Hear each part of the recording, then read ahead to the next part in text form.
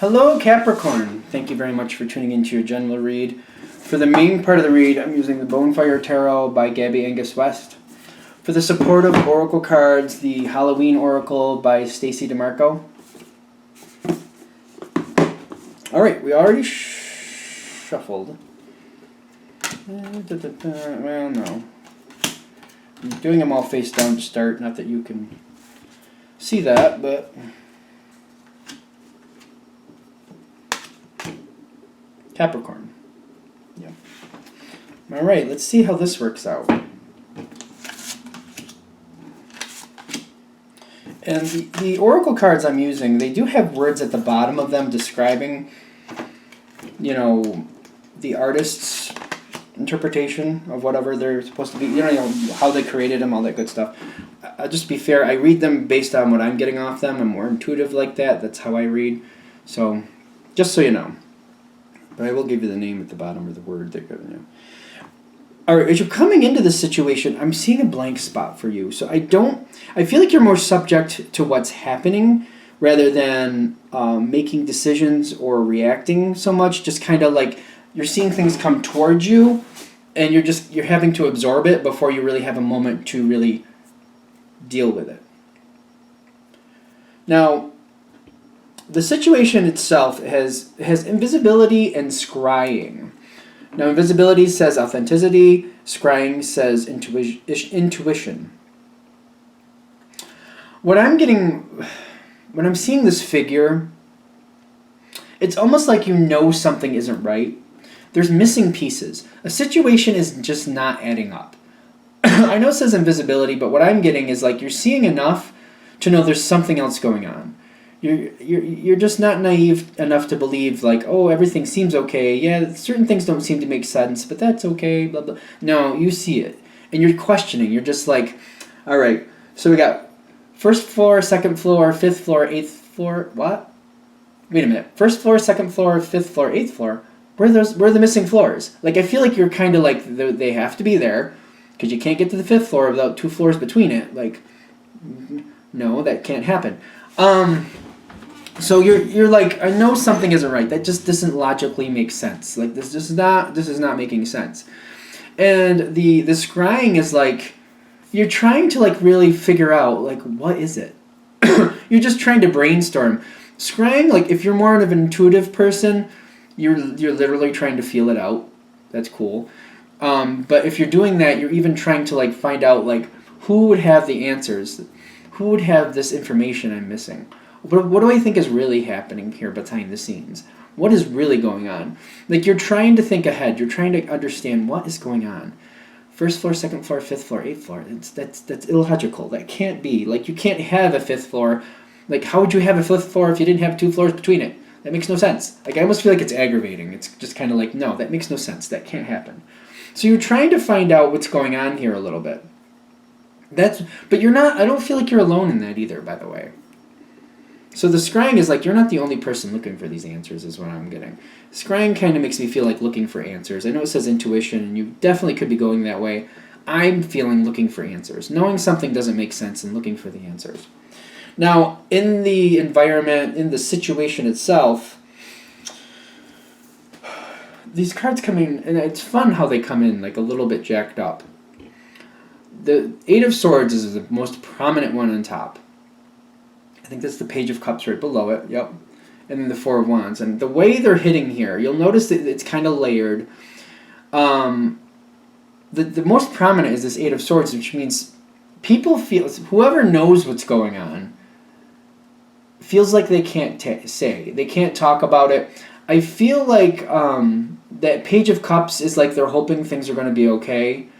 One of the reasons they're not saying anything is that if people knew what was actually happening, that might cause problems. And they're feeling by keeping things secret, which water does have a little secretive element. Usually it's the Queen I feel that with more, but I am getting like a little bit of a secretive element here.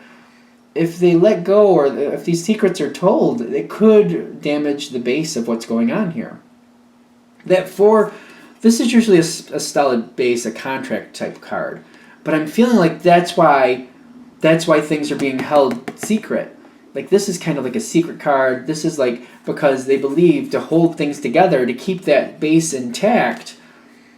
That's why they're doing it, and like things will work out better. I'm kind of getting like the secret that these two together, these first two, are making me feel like a secret card there. Like, things are like, they're secrets, but they're feeling whoever's holding this information back, like if the truth comes forward, there could be problems. They might be right. Now, the next card in the center is this owl card. There's a couple cards in this deck with owls on them. I'm getting kind of a little bit of a spy energy here. Kind of like somebody seeing something they're not supposed to see. That's what I'm feeling in here. Kind of like if you see an owl flying at night, that's rare because they fly at night. Like, it's usually dark. If you're seeing one, like somebody's seeing something they're not supposed to see. And it's right in the center, and I feel like everybody's becoming aware of it. And I feel like it's almost like cat's out of the bag. I feel like somebody's seeing something they're not supposed to see. Like, something is coming very apparent. Like, somebody's like, oh my gosh, you don't know what I just saw. Here's what's actually happening. I just found out. I'm getting, somebody's figuring it out. Somebody's seeing something that was not meant to be seen. As we come into the next spot, which I can see where that could connect with wise seeing, wise action. That would make sense to me. I can give you that. I don't always go with the meanings on these cards, just to be fair. Now you got the graveyard and you got death. And they're not kidding. Whatever that information that comes forward, whoever was holding information back, I think they were right. Because it comes forward and people find out, for example, if it's a job situation, that, funds are running low and people may not get paid in the future because they don't have the funds coming in. And people are just kind of like, well, I'm not hanging around to do a job that I'm not going to get paid for. I'm not going to just hang out here and hope to get a paycheck. That's not how this works. No. I have bills to pay. I have a life to live. I can't just be giving away my time like a charity. No, I can't afford to do that.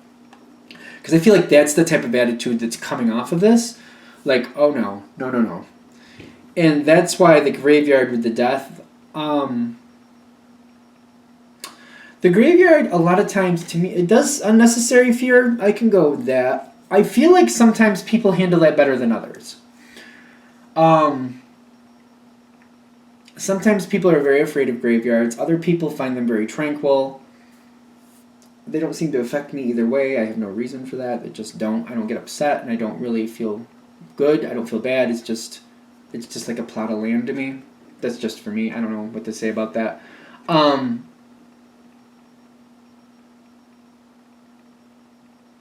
I'm feeling like this is saying it's all based on how you want to take it. Because it's the situation, I feel like it's done. I feel like you're making your decision to move. Like, this is actually a gift. The graveyard with the death, I feel like it's all about how you take it with the graveyard. It's like, that's what they're saying. Like, you can see this as like a positive thing. Like, it was time for something to go on. It's almost like, I don't know if I want to use this analogy, but like, if you have an elderly person in your family and they have a debilitating disease and they've been struggling through life for years and years and years and years, and you love them and you really don't want to lose them, but when they finally pass, the way you look at it is like they're not in pain anymore. And you'll always have the memories, and you're just very thankful that they're not in pain anymore. And, I mean, it's a tarot thing, so if you're going to go spiritual aspect, I tend to go with like they're at peace now, there's no pain, they're happy, they're in a joyful place. I go that way. So that's kind of like saying the graveyard. You can look at it that way. Like, you know what? It's a rough situation, but where it went is better than where it was. Where it had gotten to. And then the death, literally, just, I don't feel like it's done. I feel like in this situation, like, it's done. It's done. I know it says that the eternal cycle begins here. I'm done. I feel like it's just done. We're done. Because you're deciding, you're like, I'm going to spend 40 to 60 hours here and possibly not get paid. I got to go. Because I get that, what number is that? 8 of Cups with the Sun.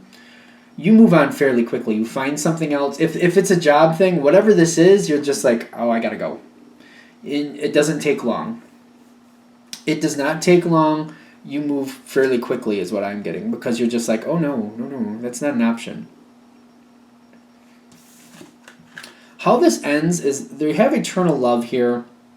So if you have social connections from whatever this situation is, and I know I seem to be very pulling into the work, but it's not going to be work for everybody, I know that.